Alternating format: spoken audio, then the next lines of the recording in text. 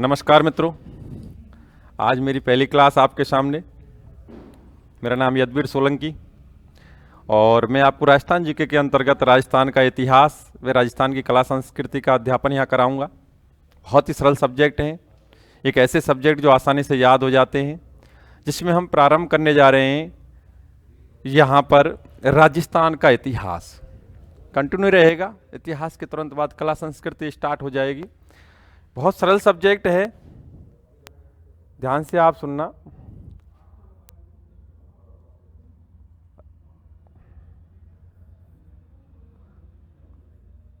राजस्थान का इतिहास।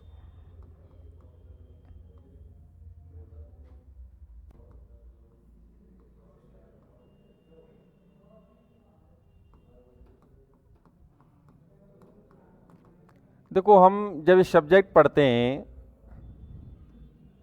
क्योंकि लगातार लंबे समय से अध्यापन करा रहे हैं, तो एक सामान्य सा चर्चा हम आपसे कर लेते हैं। इन दो ही शब्दों पे कर लेते हैं, राजस्थान और इतिहास पे ही। उसके बाद हम कंटिन्यू कर देंगे टॉपिक वाइज। मैं आपसे एक सरल सा क्वेश्चन पूछता हूं, बहुत सरल क्वेश्चन। राजस्थान को ऐतिहासिक परिप्रेक्ष्य में पूर्व में किस नाम से जाना जाता था? क्योंकि इतिहास हम पढ़ने जा रहे हैं, एक्चुअली ऐतिहासिक बातें यहाँ पर चर्चा का विषय रहेंगी। तो ऐतिहासिक परिप्रेक्ष्य में पूर्व में राजस्थान को किस नाम से जाना जाता था?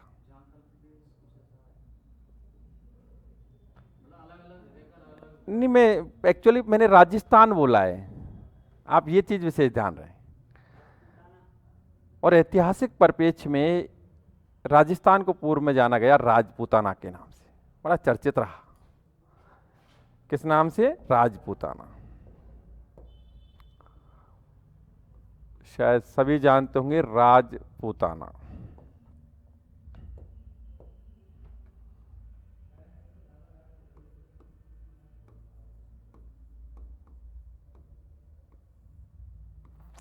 ये भी आप बेहतर जानते होंगे कि इस राजपूताना नाम से क्यों जाना गया, क्योंकि राजपूत जाति ने इस भौगोलिक इकाई पर शासन किया। बहुत सरल चीजें हैं, आप तो बस ये सामान्य सी चर्चा जो मैं करने जा रहा हूं वो आप कोई भी गाइड खरीदेंगे उसके फर्स्ट पेज पर उपलब्ध होगी और कहीं ना कहीं आप आंसर भी दे पाएंगे। मैं आपसे नेक्स्ट क्वेश्चन पूछता हूं कि राजपूताना शब्द का सर्वप्रथम प्रयोग किसने किया? राजपूताना शब्द का सर्वप्रथम प्रयोग किसने किया? कोई बताएगा? कोई भी स्टूडेंट? एक तो बहुत सरल चीज बता दूं आपको, मैं स्पष्ट कर दूं, क्योंकि मैं खुद गवर्नमेंट टीचर हूं, तो मैं एक चीज स्पष्ट कर दूं कि मैं गवर्नमेंट किताबों के माध्यम से ही आपको अध्यापन कराऊंगा, क्योंकि मेरा मानना है उनसे अधिकांशतः एग्जाम में क्वेश्चन पूछे जाते हैं। चीज़ें सरल होंगी, कठिन कुछ है ही नहीं, आपके ऊपर डिपेंड करता है कि आप कितना एक्सेप्ट कर पाते हैं। और एक चीज़ और दिमाग में से निकाल देना कि आप ये अगर सोच के आए हो कि भाई कोचिंग संस्थान जा रहे हैं और हमारा सिलेक्शन हो जाएगा, ऐसा कुछ नहीं है। सिलेक्शन तो आप स्वयं के ऊपर डिपेंड करता है। हम तो यहाँ अध्यापन दे पाते हैं, बेहतर अध्यापन दे पाते हैं, बस आपको एकाग्रता के साथ बैठना होता है और उसके बाद उसका रिवीजन करना होता है। इस प्रक्रिया को यदि आप करते हो तो आपका सिलेक्शन सुनिश्चित होता है। तो यानी अधिकांश चीज़ें आपके ऊपर डिपेंड हैं। सामान्य चर्चा, जैसे मैंने कहा, राजपूताना शब्द का सर्वप्रथम प्रयोग किसने किया? बेसिक नॉलेज है बिल्कुल। स्टूडेंट कभी गलत आंसर नहीं देता, वो अपनी नॉलेज के आधार पर जो भी बोलता है सही बोलता है। George Thomas. जॉर्ज थॉमस ने 1800 ईस्वी में सर्वप्रथम राजपूताना शब्द का प्रयोग किया। ठीक भाई, कोई दिक्कत नहीं है, सब जान जाएंगे। नेक्स्ट बात करें तो जॉर्ज थॉमस ने सर्वप्रथम 1800 ईस्वी में राजपूताना शब्द का प्रयोग किया। इसकी जानकारी हमें किस पुस्तक से मिलती है? भाई, इतिहास पढ़ा जाता है ऐतिहासिक स्रोतों के आधार पर। ठीक, जिसका स्रोत उपलब्ध नहीं है वो एक कल्पना या कहानी है, इतिहास का पार्ट नहीं। तो मुझे तो आप ये बताएं कि इस राजपूताना शब्द का सर्वप्रथम प्रयोग जॉर्ज थॉमस ने 1800 ईस्वी में किया। इसकी जानकारी हमें किस पुस्तक से मिलती है? कोई ना कोई स्रोत होगा तभी तो पता चला इस बात का।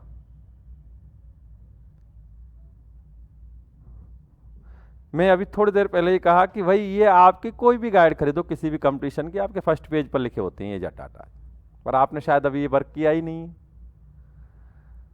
तो देखना, जॉर्ज थॉमस ने 1800 ईस्वी में सर्वप्रथम इस राजपूताना शब्द का प्रयोग किया। इसकी जानकारी प्राप्त होती है एक पुस्तक से, द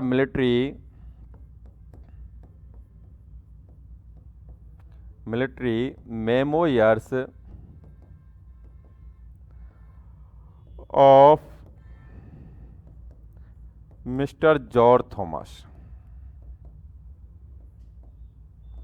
ये पुस्तक है जो पब्लिश हुई थी 1805 ईस्वी में। 1805 ईस्वी में पब्लिश हुई थी, ये प्रकाशित हुई थी। और इसके लेखक कौन हैं जानते हो? इसके लेखक हैं विलियम फ्रैंकलिन। William Franklin.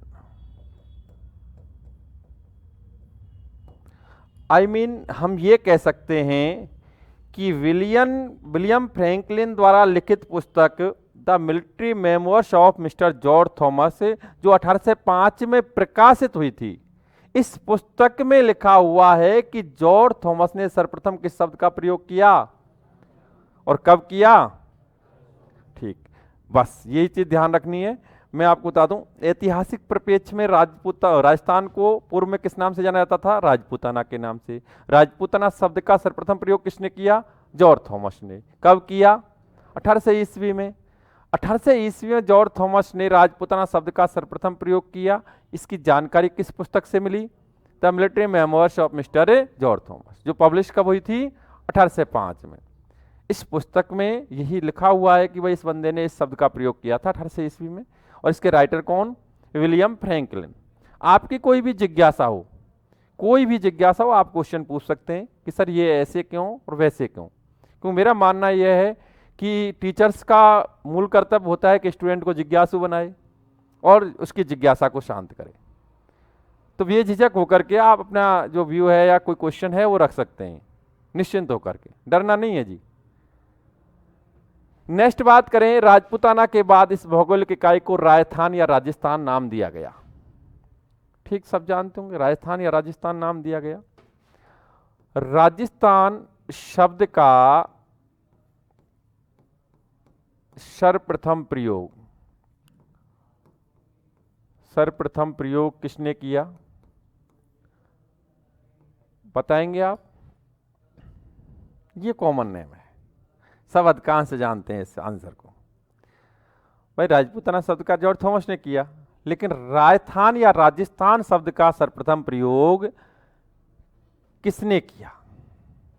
और वो आंसर बड़ा सरल है, कर्नल जेम्स टोड। बिल्कुल सही answer, colonel James Tod. Colonel James Tod, अभी देखो चाहे जॉर्ज थॉमस हो चाहे जेम्स टोड हो, राजस्थान के प्रमुख व्यक्तित्व एक टॉपिक होता है, उसके अंतर्गत उनका व्यक्तित्व के संदर्भ में चर्चा की जाएगी बड़ा विस्तार से। सामान्य वे में यहाँ देखें तो कर्नल जेम्स टोड, जब इतिहास पढ़ते हो तो पहला ही क्वेश्चन एक बनता है कि राजस्थान के इतिहास का पिता, जनक व प्रेडेता, राजस्थान के इतिहास का पिता, जनक व प्रेडेता किसे माना जाता है? Colonel James Tod. ये चीज आपको विशेष ध्यान रखनी है। अच्छा, मैं आपसे एक और क्वेश्चन पूछता हूं, बड़ा सरल क्वेश्चन। जो हिंदी ग्रंथ अकादमी की जो किताब आती है, गवर्नमेंट किताब आती है राजस्थान इतिहास व संस्कृति की, उस किताब में फर्स्ट पेज पे ही लिखा है कि राजस्थान इतिहास लेखन का सर्वप्रथम प्रयास किसने किया? राजस्थान इतिहास लेखन का सर्वप्रथम प्रयास किसने किया? और मैंने किताब का नाम बताया है, आप जाकर के सर्च कर सकते हैं, देख सकते हैं, वो आपको यथावत मिलेगा। बताएं।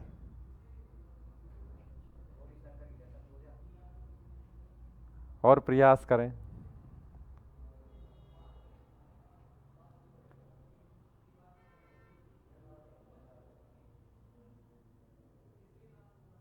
हाँ जी, आंसर है मोहड़ौत नेडसी। क्या है? मोहड़ौत। राजस्थान इतिहास लेखन का सर्वप्रथम प्रयास मौड़ौत नेरसी द्वारा किया गया था। और राजस्थान इतिहास का पिता, जनक व प्रणेता किसे माना जाता है? कर्नल जेम्स टोड को। ठीक भाई, ये बात ध्यान रखनी है आपको। अच्छा, कर्नल जेम्स टोड ने राजस्थान या राजस्थान शब्द का सर्वप्रथम प्रयोग किया, इसकी जानकारी हमें किस पुस्तक से मिली? बिल्कुल सही आंसर है, आप इसका तो बिल्कुल गलत दे ही नहीं सकते। The annals and antiquities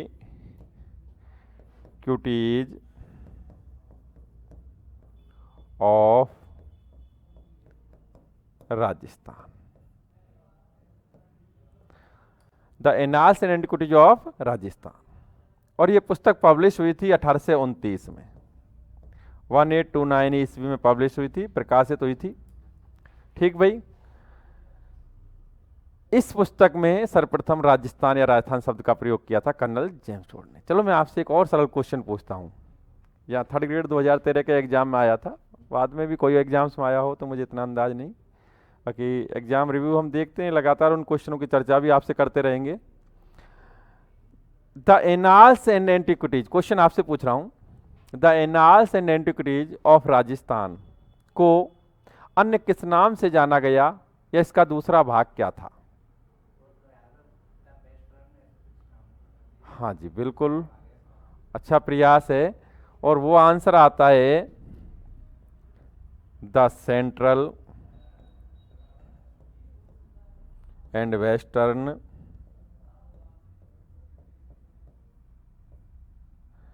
Rajput states of India. States of India.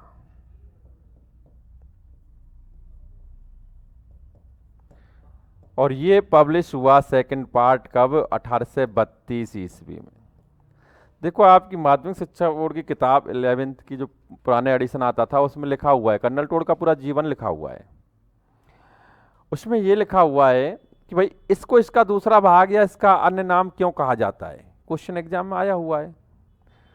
इसका लॉजिक सीधा सीधा सा है, उसमें लिखा हुआ है कि the annals and antiquities of Rajasthan में कर्नल जेम्स टोड ने राजस्थान के ऐतिहासिक स्रोतों का उल्लेख किया। यहीं लगाओ पूरा ध्यान, क्यों काम तो यही आएगा, ये तो समवाय है। ठीक, कोई पता नहीं एक आध क्वेश्चन दिमाग में रह आए और उस समय मामला बन जाए, तो आप पूरा ध्यान यहीं लगाओ। The annals and antiquities of Rajasthan, इसमें कर्नल टोड ने राजस्थान के ऐतिहासिक स्रोतों का उल्लेख किया और मेवाड़ का इतिहास लिखा। क्या आप मुझे बताएंगे कि मेवाड़ के इतिहास से राजस्थान का इतिहास कंप्लीट हो जाता है क्या? और भी शेष रियासतें हैं, उनका भी इतिहास है, तो शेष रियासतों का इतिहास उसने किस पार्ट में लिखा? इसलिए इसका दूसरा भाग या अन्य नाम माना जाता है। सीधा सीधा लॉजिक। ये 1829 में प्रकाशित हो गया था और ये 1832 में प्रकाशित हुआ। ठीक भाई, बाकी की इनकी जीवनी, इनके संदर्भ में हम चर्चा बाद में करेंगे। देखो नेक्स्ट, ये तो चर्चा हुई हमारे राजस्थान शब्द पर, राजस्थान के पूर्व में नाम राजपूताना पर। आप मुझे बताएं इतिहास, इतिहास की डेफिनेशन क्या है, इतिहास के अंतर्गत क्या पढ़ा जाता है? सबने पढ़ा होगा ये तो, अगर शब्दों की डेफिनेशन निकालें हम तो आराम से वैसे ही निकल के आ जाएगी, इति प्लस हास, यानी जो बीत चुका है। तो टेक्निकल डेफिनेशन पे हम वर्क करें तो देखो हम देखें यहाँ वे महत्वपूर्ण घटनाएं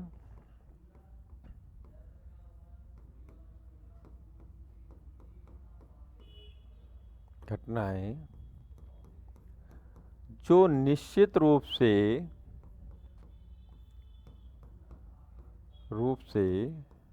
घटित हो चुकी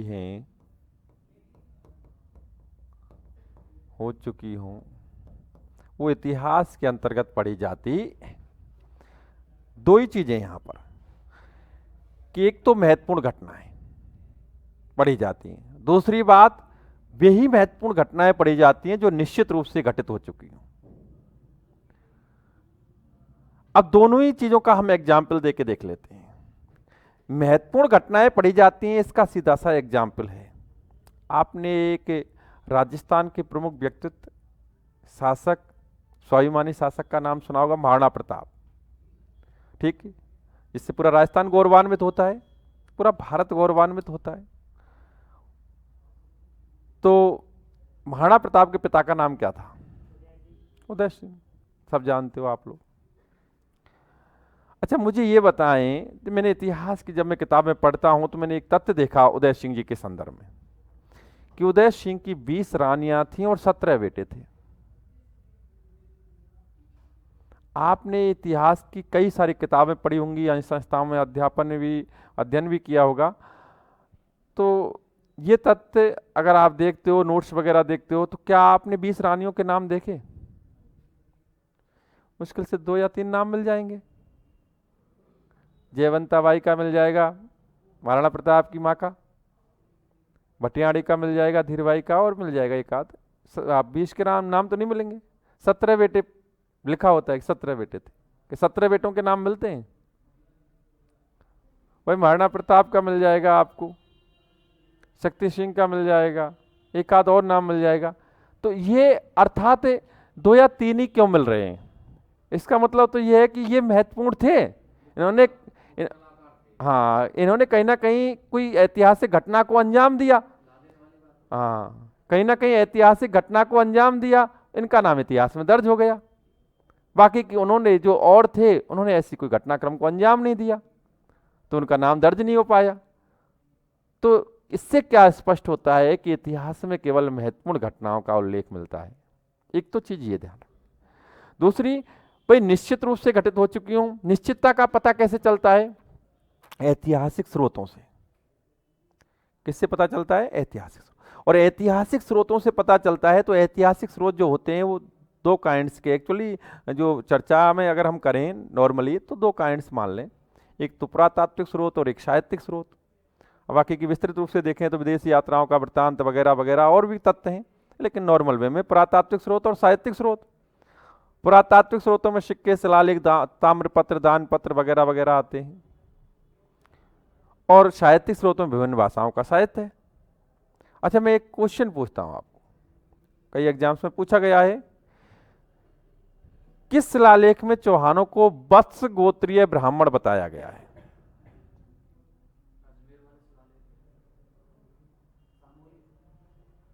और वो आंसर आता है बिजौलिया शिलालेख। ठीक है, अर्थात चौहान वत्स नामक ऋषि के मुख से पैदा हुए, या चौहान वत्स गोत्रीय ब्राह्मण थे, पता कैसे चला? ऐतिहासिक स्रोत से ही तो चला। भाई आप रतन सिंह और पद्मनी की कहानी सुनते हो, बड़ी सुंदर रानी, बहुत आपने सुनी होगी कि फिल्म भी बन गई उस पर। जब टॉपिक पढ़ाएंगे तो हम भी बताएंगे, हम भी सुनाएंगे। तो आप उसको कहां से आपको जानकारी मिली, उसका क्या स्रोत है? एक साहित्यिक रचना पद्मावत। तो साहित्य ऐतिहासिक स्रोतों से ही तो पता चलता है कि भाई ये घटना घटित हुई है, इसकी निश्चितता का पता ऐतिहासिक स्रोतों से चलता है। तो हम एक बात विशेष ध्यान रखें, महत्वपूर्ण घटनाएं पढ़ी जाती हैं और वही घटनाएं पढ़ी जाती हैं जो निश्चित रूप से घटित हो चुकी। ठीक भाई, ठीक। अब हम अपने टॉपिक को प्रारंभ करते हैं। केवल सामान्य जानकारी थी, बेसिक नॉलेज थी जो आपने प्राप्त की। बाकी की आपके अकॉर्डिंग हम अब टॉपिक प्रारंभ करते हैं। टॉपिक बड़ा सरल,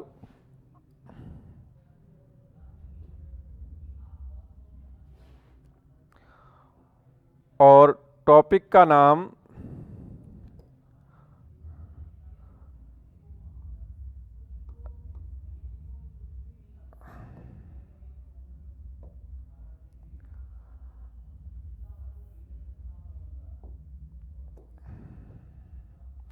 राजस्थान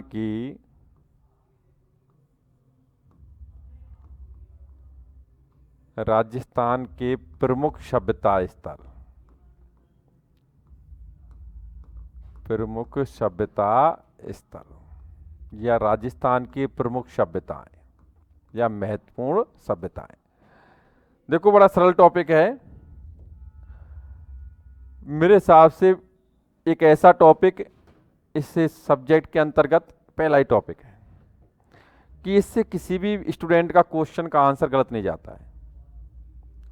अगर हम विगत एग्जाम सर्वे करें तो हमारे 4 से 5 सभ्यता स्थलों से, आरपीएससी में तो वही दे रखे हैं, अगर हम देखें सेकंड ग्रेड फर्स्ट ग्रेड में उनमें देखें तो बस 4 सभ्यता स्थल दे रखे हैं। हम आकलन भी करें तो लगभग 4 से 5 सभ्यता स्थलों से विगत समय में बड़ी संख्या में क्वेश्चन पूछे जाए, उनसे ही पूछे जाते हैं अधिकांशतः। ठीक भाई, ये बात ध्यान रखना।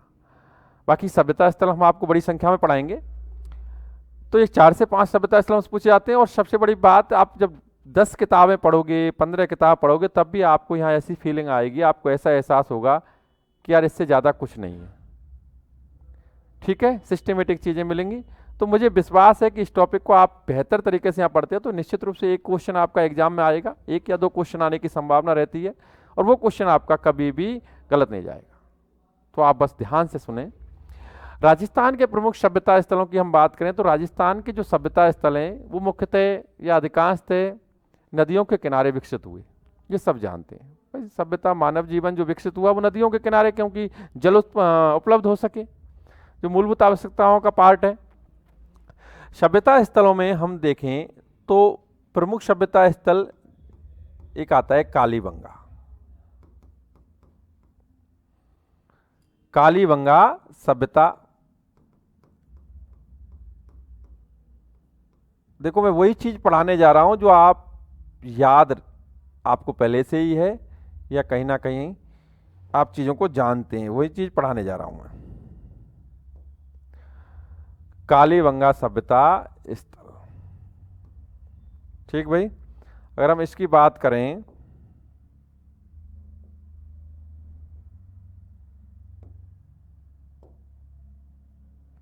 कालीबंगा सभ्यता स्थल की, तो देखो सामान्य सी बातें आपसे की जाएंगी, बिल्कुल जो आपको आसानी से याद हो सकें। सबसे पहला पॉइंट, कालीबंगा का शाब्दिक अर्थ। ये भी देखो एक बात स्पष्ट कर दूं, इस सभ्यता स्थल से अधिकांश क्वेश्चन आपके एग्जाम में पूछे जा चुके हैं। मेरा मानना है कि जितने भी आप क्वेश्चन इस सभ्यता स्थल के अंतर्गत पढ़ोगे, चाहे 25 क्वेश्चन 30 क्वेश्चन जो भी होंगे, उनमें से 90% क्वेश्चन एग्जाम्स में पूछे जा चुके हैं।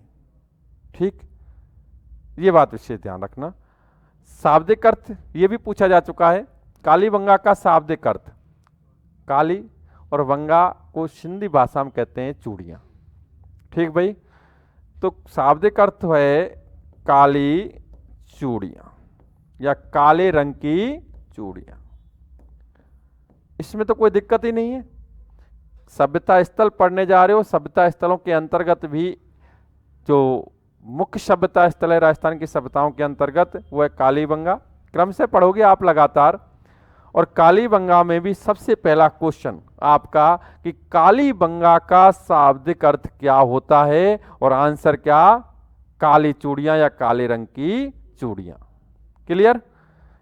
जहां भी आपको कुछ ऐसा लगे कि आवश्यकता है पूछने की, तो पूछ सकते हैं बेझिझक होकर के कि सर ये क्या है। नेक्स्ट बात करते हैं, कालीबंगा सभ्यता स्थल वर्तमान में किस जिले में स्थित है?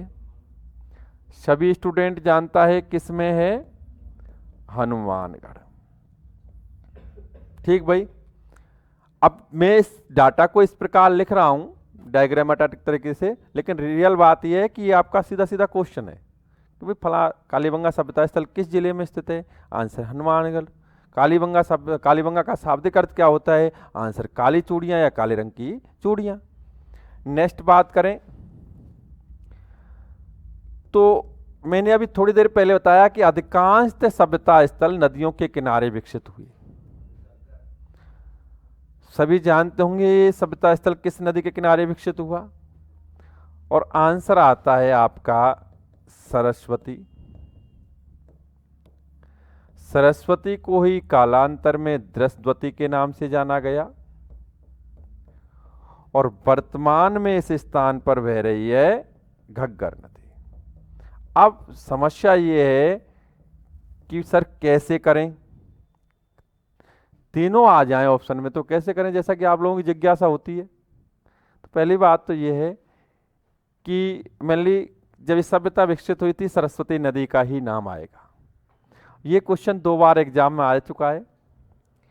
एक बार एक पीटीआई के एग्जाम में आया, एक बार और कई एग्जाम्स में आया है।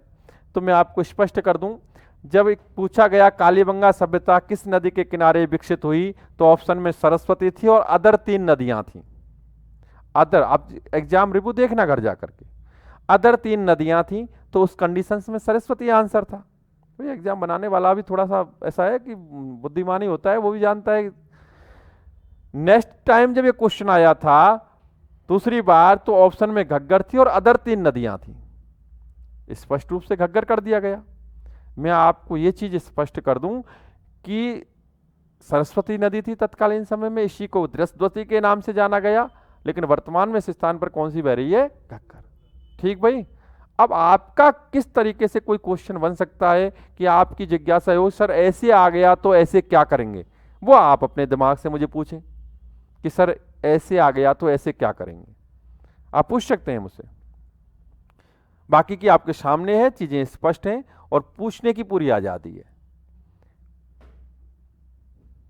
हाँ, क्योंकि मैं आपको स्पष्ट कर दूं कि मैं भी आपसे पूछूंगा, आज पढ़ा रहा हूं उसको कल पूछूंगा जरूर। हाँ, मैं यही तो कह रहा था। हाँ, कोई दिक्कत नहीं, सरस्वती ही आंसर आएगा, क्योंकि एक्चुअली उस समय तत्कालीन समय की हम आकलन करें तो सरस्वती थी। ठीक भाई, क्या थी? ये तो मैंने अभी थोड़ी देर देखो यहां लिखा ना वर्तमान, वर्तमान में बह रही है घग्गर उस स्थान पर, उसी उन्हीं जगह पर, लेकिन तत्कालीन समय की बात करें तो सरस्वती होगा। तो इसमें तो कोई डाउट नहीं है, आरपीएससी का आया हुआ क्वेश्चन है। और बताओ, कोई भी जिज्ञासा कैसे भी तरीके से आपके अंतर्गत क्वेश्चन आता है कि सर ये ऐसे हो जाए तो क्या होगा, क्यों मैं चाहता हूं कि एक तो आपको जो ऑथेंटिक अध्यापन मिले, जो प्रूव्ड हो गवर्नमेंट किताबों से, दूसरा सबसे बेहतर यह है कि आपकी जिज्ञासा की पूर्ति हो। मुझे ऐसा नहीं है कि आज ही कोर्स कराने हो या जल्दबाजी में कराने हो, मेरा ऐसा कोई इश्यू नहीं होता है। मुझे तो बस ये होता है कि आप लोग बेहतर यहां पर समझ सको। 4 दिन 6 दिन 10 दिन क्लासेस ज्यादा हो जाए उससे कोई इफेक्ट नहीं पड़ने वाला मुझे, बस आप बेहतर, आप अगर यहां से आगे बढ़ रहे हो तो आपको ये चीज कंप्लीट याद होनी चाहिए। और मेरा मानना यह है कि आप लोग लगातार कंपटीशन देते हो, खैर सिलेक्शन 1 में होता है 2 में होता है, कई कई लोगों के 4 4 सिलेक्शन होते हैं, तो आपको एक बार में ही अध्यापन ऐसा मिले कि कम से कम आपको आने वाले समय में कोई अदर कंपटीशन, बड़ा कंपटीशन फाइट करते हो तो उसमें भी चुनौती का सामना ना करना पड़े, बार बार कोचिंग संस्थानों में सीटों पर ना बैठना पड़े। पढ़ो, मेहनत करो इस समय। और एक चीज़ और विशेष ध्यान रखना है, मैं आपसे स्पष्ट कर दूं कि ये जो कंपटीशन होता है, मैं पहले भी कह चुका हूँ, इस चर्चा का विषय होगा कि नंबरों का कंपटीशन ज़्यादा होता है। अभी आप देखेंगे आपकी इसी वैकेंसी में 10 से 20 लाख फॉर्म अप्लाई होंगे, ज़्यादा हो सकते हैं मेरे हिसाब से। तो आपको माय गॉड इतने फॉर्म अप्लाई हो रहे हैं, हम क्या करें। लेकिन रियल फैक्ट ये है कि जो मेहनत करने वाले और कंपटीशन देने वाले, यानी कह सकते हैं कायदे में कंपटीशन देने वाले स्टूडेंट बड़ी कम संख्या में होते हैं। अभी इस वैकेंसी में बड़ी संख्या में फॉर्म भर दिया और गांव में अभी घूम रहे हैं लोग। कई लोग ऐसे हैं जिन्होंने पढ़ाई 10 साल तक नहीं देखी, 5 साल तक नहीं देखी, फिर भी कंपटीशन में अप्लाई किया है। ठीक है, संस्थानों में कोचिंग, कुछ लोग ऑनलाइन से ही चल रहा है सिस्टम। मैं एक चीज बताओ भाई, आप आते हो ऑफलाइन में, आई कांटेक्ट होता है, आपका क्वेश्चन भी होता है, आपकी जिज्ञासा की पूर्ति भी होती है, दोनों चीज़ें खैर ऑफलाइन ऑनलाइन में भी हो जाती है। लेकिन मेरे हिसाब से ये है कि खूब जोर लगाएंगे तो पूरे राजस्थान में 1 लाख 1.5 लाख स्टूडेंट के मध्य कंपटीशन होता है, और जिसमें जो जितनी मेहनत कर जाएगा वो आगे निकल जाता है। तो ये बड़ी संख्या में फॉर्म अप्लाई होते हैं, उससे ना डरना। और वो छोड़ो, आपके अंदर भी एक मेरे हिसाब से एक दृढ़ संकल्प होना चाहिए, ये भी होना चाहिए, ये बात आपके अंदर होनी चाहिए कि हम तो दरिया हैं, अपना हुनर जानते हैं, अपना रास्ता स्वयं बना लेंगे। तो आप लोग सब जानते हैं अपना हुनर, स्वयं अपना रास्ता तय कर लेंगे, बना लेंगे आप लोग, आप सबको पता है। कॉन्फिडेंस होना चाहिए अपने अंदर, हर स्टूडेंट के अंदर। आप आ गए तो बस ये सिलेक्शन सुनिश्चित है। संस्थान का ऐसा नहीं है इशू कि भाई कहाँ कैसे, लेकिन आपका सिलेक्शन सुनिश्चित है, ये आपके दिमाग में आज ही बैठ जाना चाहिए। और इसी दिमाग में, इसी विचारधारा के तहत यदि आप अध्ययन करते हो तो मेरा भी मानना है कि आपका सिलेक्शन सुनिश्चित है। क्योंकि विचारों की ताकत बड़ी ताकत होती है जीवन में, बहुत बड़ी ताकत होती है विचारों। आने वाले समय में अगर टाइम मिला तो हम अपनी जीवनी, स्वयं की भी जीवनी बताने लगूं तो विचारों के दम पे ही हम यहाँ इस मुकाम पे खड़े हुए हैं। हकीकत बात है ये, और बहुत सारे लोगों की जीवनी मैंने देखी। विचारों की ताकत दुनिया की सबसे बड़ी ताकत होती है। हम जैसा सोचते हैं वैसा ही जीवन में घटित हो जाता है। तो आप पॉजिटिव सोचें और ये सोचें कि हमारा सिलेक्शन स्वैर है, आपका सिलेक्शन हो जाएगा, मेरा मानना है। अब देखो ये चीज क्लियर, नदी कौन सी? सरस्वती, जिसे ही सरस्वती के नाम से जाना गया, और वर्तमान में वहां कौन सी बह रही है? घग्गर। नेक्स्ट बात करते हैं खोजकर्ता।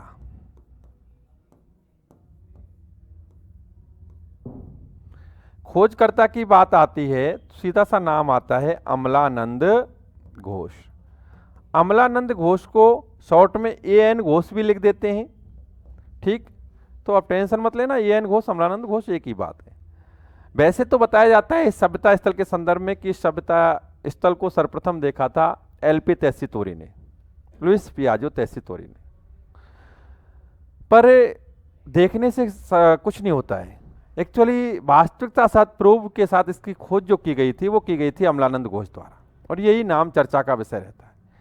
हम तो टीचर्स लोग चिंगी में मिंगी निकालते रहते हैं, कुछ नया ऐसा ढूंढते रहते हैं, कुछ बच्चों को डिफरेंट मिले। Oh my God, Luis Piazzo Tessitori जो एक्चुअली इटली का नागरिक था, बीकानेर में उसका कार्यक्षेत्र रहा, वहीं उसकी समाधि बनी हुई है, मर गया वहीं, ठीक। उसके संदर्भ में भी उस राजस्थानी भाषा विज्ञान पर उसने शोध किया था, तो उसने इसको देखा था। बाकी की ऑथेंटिक रूप से खोजकर्ता के रूप में नाम पड़ा जाता है अमलानंद घोष।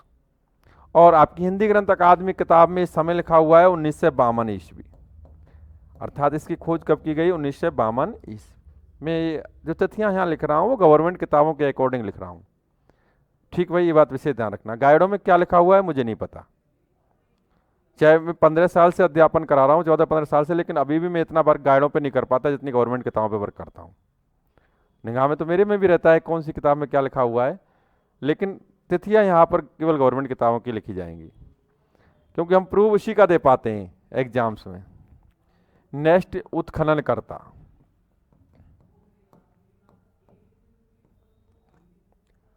उत्खननकर्ता में जो नाम आता है वो आता है BB लाल,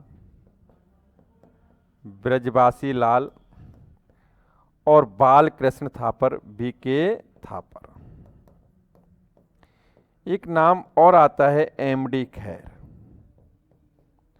जो एक MD खैर का नाम भी आता है। और ये नाम आपकी एक ये किताब आती है KC श्रीवास्तव की, उसमें भी दे रखा है, भारत का प्राचीन इतिहास, एंशियंट हिस्ट्री ऑफ इंडिया, बहुत अच्छी किताब है। MD खैर का नाम उसमें भी दे रखा है। और हिंदी ग्रंथ अकादमी किताब में उत्खननकर्ता, इनका समय दे रखा है 1961 से 1964, ठीक भाई। आई मीन आपकी जो गाइडों में 1961-62 लिखा होता है, उसका मतलब है 1961-62 में ये प्रारंभ किया गया था, ठीक, 64 में ये कंप्लीट हुआ। हिंदी ग्रंथ अकादमी किताब में 1961 से 1964 समय दे रखा है, ठीक। बाकी की ये सामान्य सा डाटा है बिल्कुल। इसमें हम अगर क्वेश्चन के रूप में इसको कन्वर्ट करें तो सीधा सा है कि कालीबंगा का शाब्दिक अर्थ क्या होता है? काली चूड़ियां, काले रंग की चूड़ियां या काली। कालीबंगा सभ्यता स्थल किस जिले में स्थित है? कालीबंगा सभ्यता स्थल किस नदी के किनारे विकसित हुआ? सरस्वती को ही किस नाम से जाना गया? और वर्तमान में उस स्थान पर कौन सी नदी बह रही है? कालीबंगा सभ्यता स्थल का खोजकर्ता कौन माना जाता है? अमलानंद घोष। जिसने खोज कब की? और कालीबंगा सभ्यता स्थल के उत्खननकर्ता के रूप में किन किन के नाम पढ़े जाते हैं? BB लाल, BK थापर और MD खैर, ठीक भाई, ये नाम आते हैं। मैं आपसे एक साधारण सा क्वेश्चन पूछता हूं, बहुत सरल क्वेश्चन,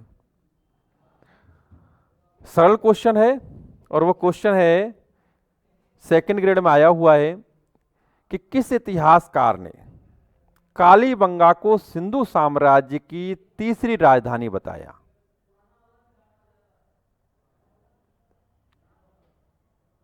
चलो ये क्वेश्चन आपके लिए है ही, इसका आंसर आप देंगे। ठीक, अभी आप